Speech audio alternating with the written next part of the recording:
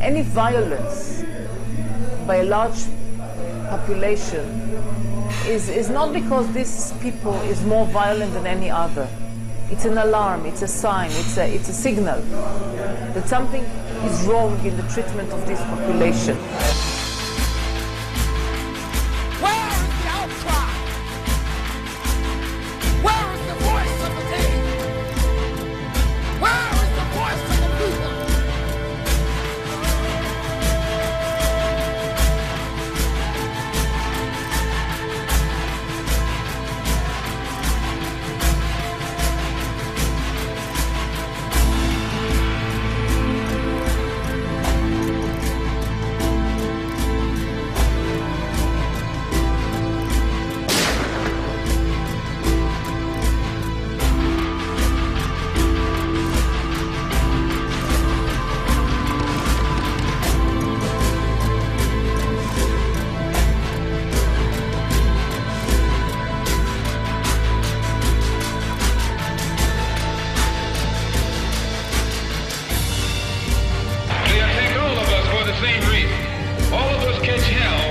Same enemy.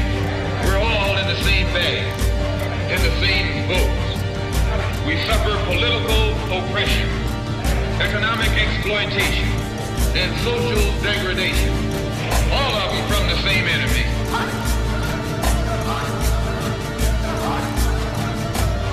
It is useless and futile for us to continue talking peace and non-violence against the government whose reply is only savage attack on an unarmed defenseless people. This year will be a year of violence. This year comes the keynote is violence and the slogan is attack.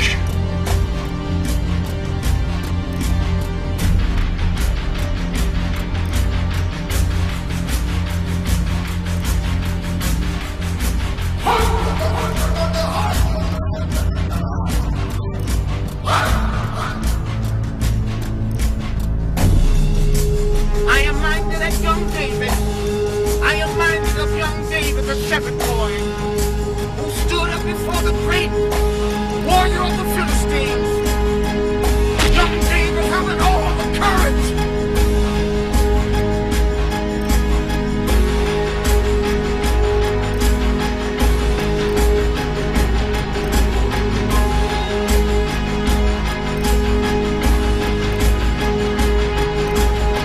There must be someone somewhere. There's got to be somebody somewhere. Got to be somebody somewhere that cares.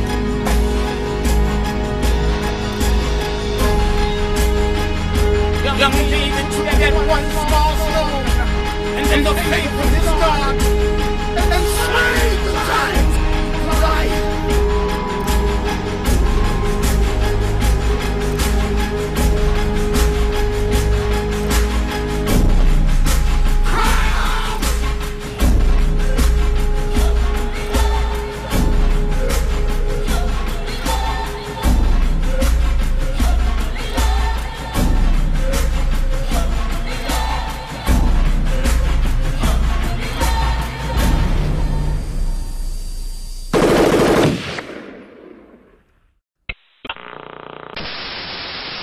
A Pathé dispatch shows the scene in Jerusalem as Jewish and Arab mobs clashed in the center of the city.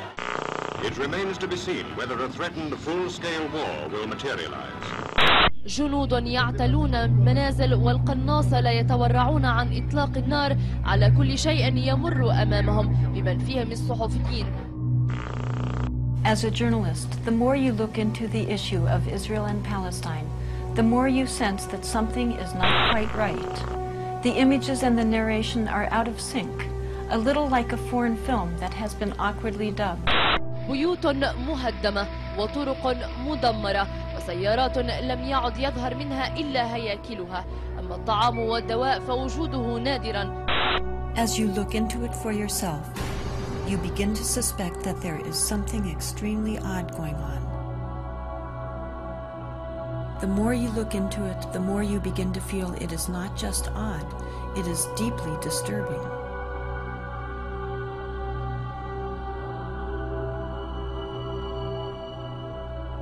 Our media portray Mideast violence as though it's an inherent part of the culture and region, implying that the Israeli-Palestinian conflict is an ancient problem with little hope of solution. دمار يخلفه الجيش الإسرائيلي في كل شبر من الضفة الغربية.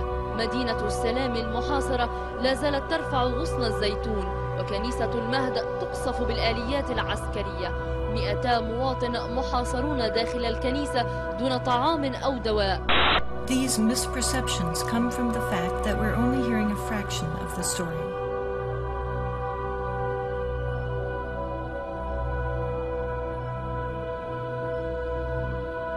You are about to witness images and testimony largely hidden from mainstream America.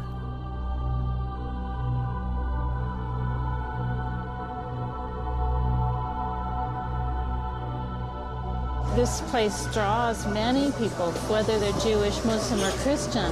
This is a holy place to significant numbers of us in the world. We all have an interest in sort of seeing what is this land and what's the situation here. And once you come, if you open your eyes at all, you can't miss the problems and the patterns that are here. I think it's hard to understand what occupation is. I think it's a foreign concept for many Americans, what it's like to live under military occupation. The definition of an occupation is when a foreign army occupies your land physically and controls your life. In addition, Palestinians under occupation, and this is why there's so much struggle against the occupation, they're not citizens, they don't have rights, they don't have civil rights. They're under a military rule. This is a particular kind of occupation that's both military and settler occupation. Settlements are areas of Palestinian land which are selected, and whatever is there, whether it's roads or whether it's villages or homes, they're bulldozed, and then a new town is built on the hilltop. One very good friend is Rodina Jabber, and she and her husband Atta have land in a rural valley near here called the Ba'a. And it's pretty clear these settlements want this land. It's some of the best agricultural land around here. So that valley has had repeated home demolitions. Rodina herself has lived through 2 home demolitions. They're living now in their 3rd house. اجت الجرافه وطبعا مع الجيش اللي هجم علي على الخيمه انا التخمت تهدوا ما تهدوا نتقاتل انا وياهم. انا اصيح ما يصير صاروا يضربوني في راسي وكان لي بوكله وشعر هيك مسكني من شعري ونكب شعري. لما حطوا بكيت الجرافه على البيت هيك تذكرت انه ابني نايم في البيت. هجمت على البيت بدي اطوله احمله. أنا بركض على البيت والجيش بيسحب فيي من ظهري من ورا وبضرب فيي في ظهري وشلاليط في إجري وراسي وماسك شعري من البوكلة وخلع شعري. أنا جريت الجندي ودفعته على الأرض وواحد منهم هيك مدقرين فيه كلهم. أنا دبيت الجندي ودخلت على الولد حملته بين إيدي هيك وطلعت.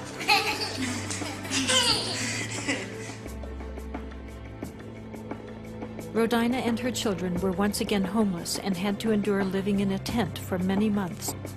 Her husband Atta was even imprisoned for protesting the destruction of their home. قاعدين أنا وياهم قاعدة بطبخ لهم على الحطب مولع النار وقاعدة بطبخ لهم.